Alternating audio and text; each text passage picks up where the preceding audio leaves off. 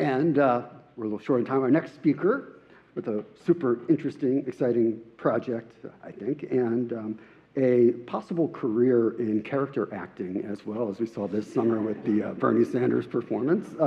Pete Polonsky, Universal Basic Electricity, Climate Change, Electricity Consumption, and How California's Rates Must Evolve. So Pete, the floor is yours.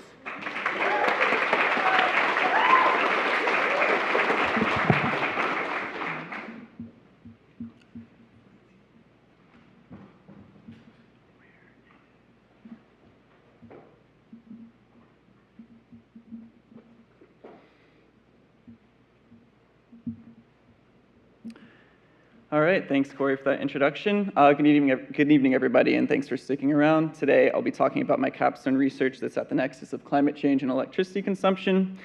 So I have a background in electricity regulation. I worked for the Public Utilities Commission in Hawaii for the past 4 years, and moving here from Hawaii to San Diego and wanting to continue researching energy policy, it made sense for me to focus on electricity rates, as Hawaii and San Diego have two of the highest electricity rates in the country. So this really led me down two paths of inquiry. First, climate change is going to impact heat stress and how we consume electricity. And we are also in an affordability crisis, especially in California, with how high electricity rates are and how that makes it difficult for customers to afford to use electricity. And these are both going to make each trend worse. So I sought to quantify the relationship between electricity consumption and heat stress, and then propose a scheme to do something about it and provide more holistic protections to customers, which I've named Universal Baseline Electricity, or UBE, or UBE for short, if you'd like. And before I go further, I want to sincerely thank my committee for all the support they provided this year. Mark, Joe, and Tariq were super influential in guiding my research, helping me work on code, coming up with innovative policy solutions, and I really appreciate everything that they've done for me. So today, I'll present to you basically something of an UBE sandwich, with UBE at the beginning and at the end, with a lot of quantitative analysis worked in through the middle. And for background, there are really 6 main things that I want you to understand, which we've talked about some of these topics before during the presentations today, before I get into really the meat of my presentation.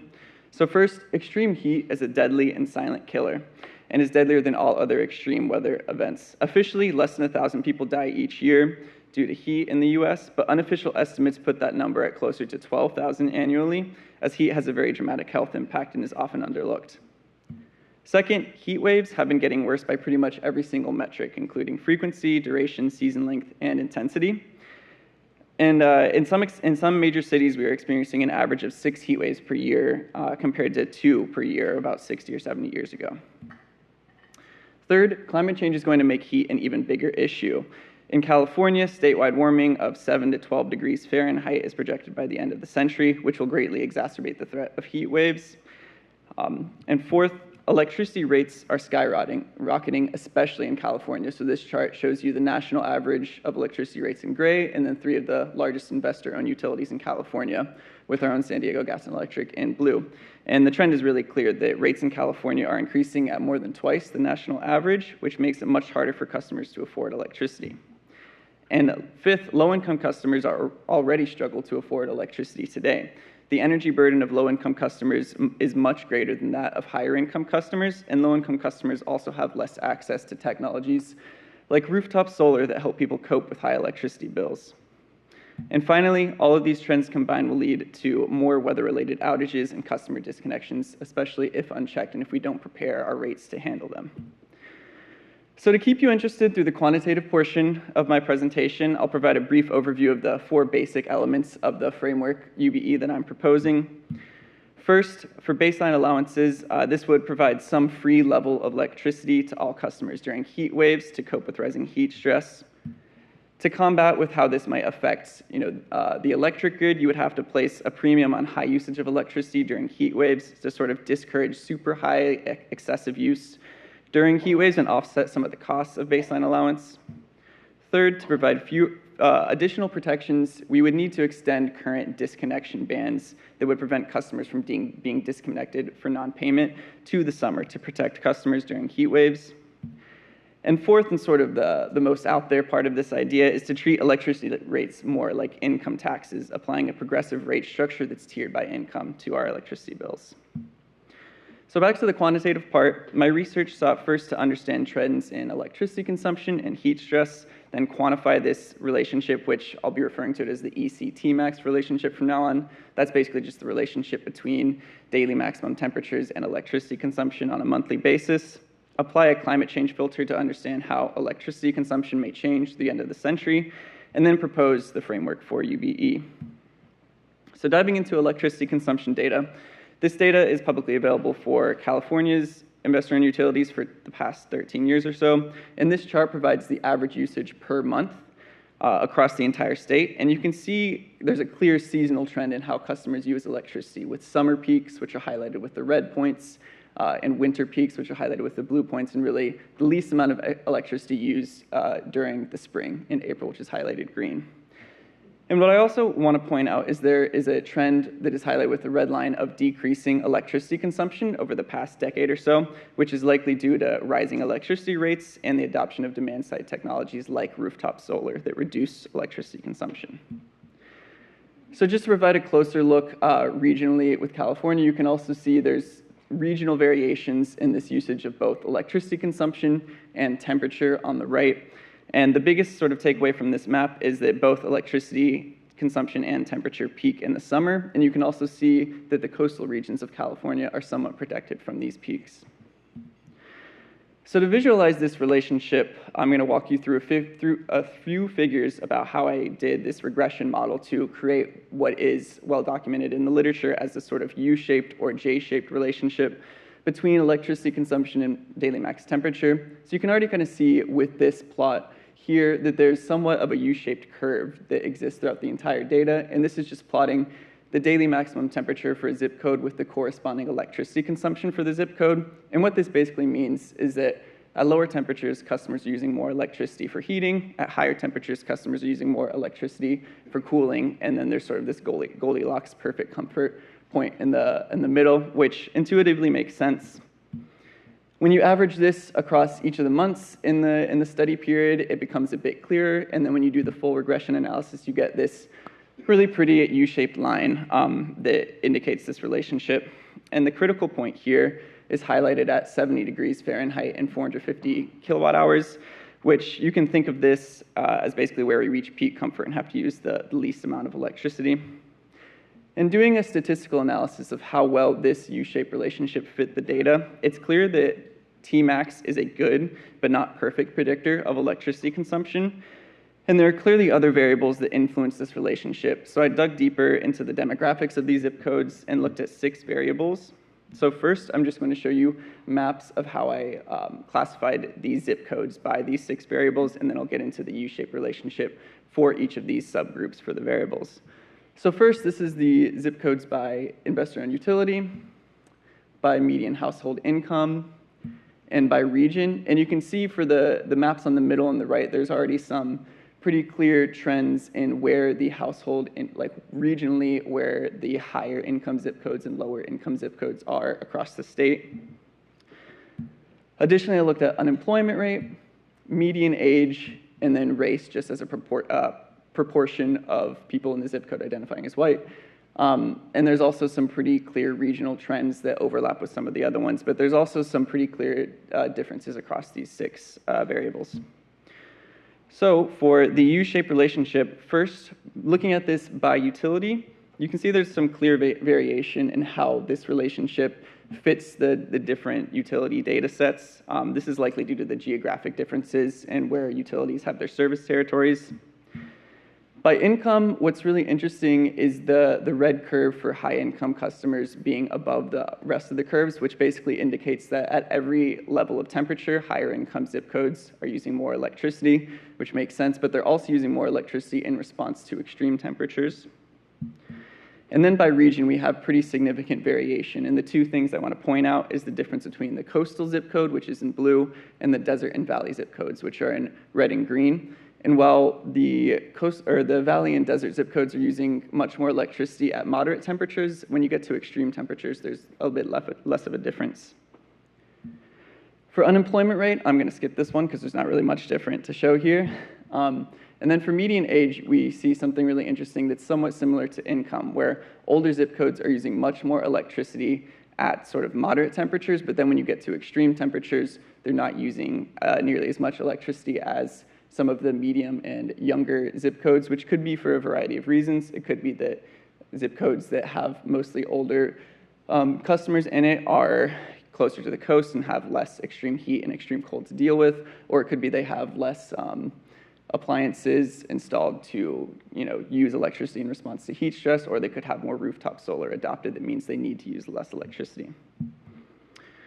And then for race, we see that predominantly white zip codes are using more electricity across moderate temperatures.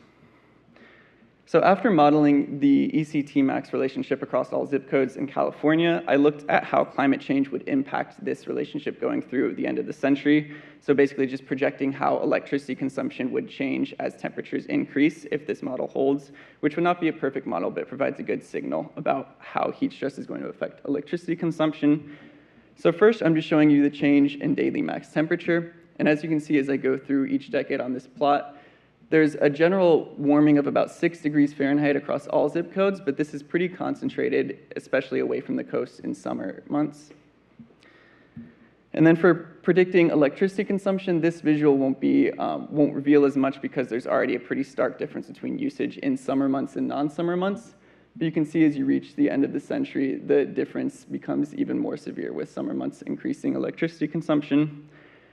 And then finally, looking at the change in electricity consumption compared to the baseline, this provides the most significant visual.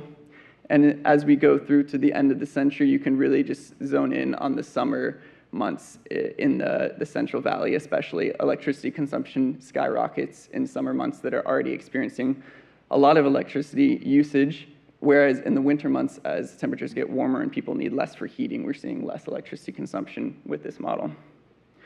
So you can see that for customers in the grid, summertime electricity demand is going to be a massive problem. And just to quantify some of these changes a bit more, I've broken it down into 3 periods through the end of the century.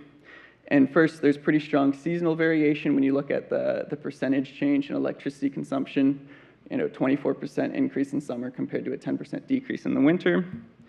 And then regionally, when you compare the two regions that are the most different, coastal zip codes and valley zip codes, if you look at summer temperature differences or electricity consumption differences, the jump for valley zip codes is 32% by the end of the century compared to only 10% for coastal zip codes. So it's clear there's going to be regions that are much harder hit by this heat stress and the need to consume electricity.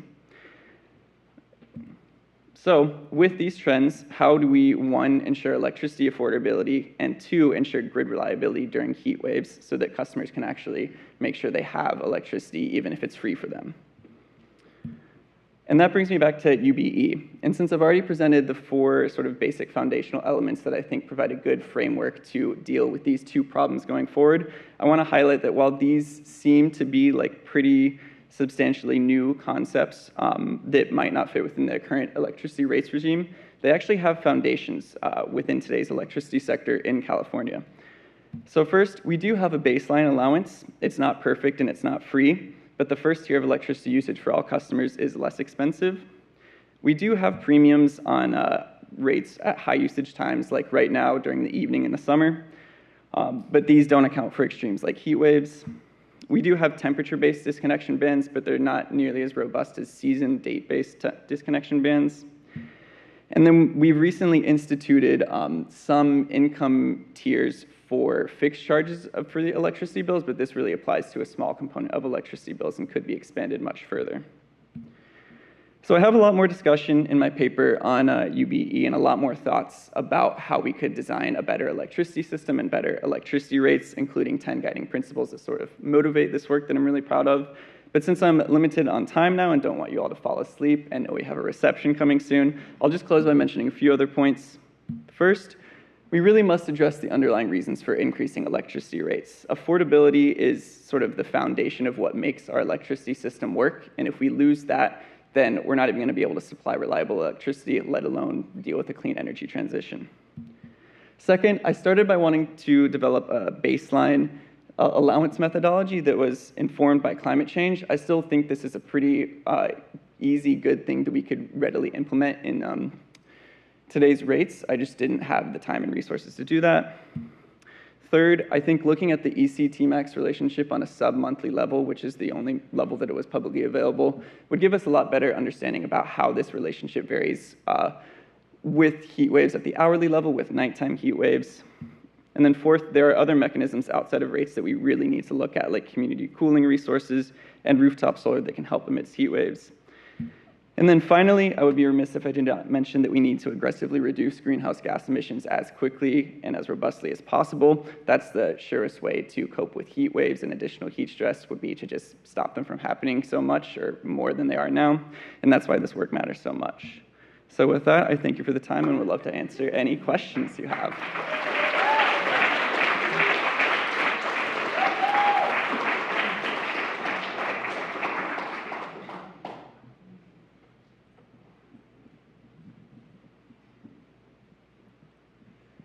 Hey, awesome. Would you say is the current largest challenge or the biggest challenges to implementing your universal basic energy today? Probably politics and the fact that electricity rate making is a very slow process and takes a lot of actors to sort of, get rates changed and go through a very regulatory approval process. There is a lot of momentum at the California legislative level right now to work on electricity affordability, but from what I've seen, the majority of proposals are very working at the edges and not really fundamentally changing how we serve electricity with electricity rates.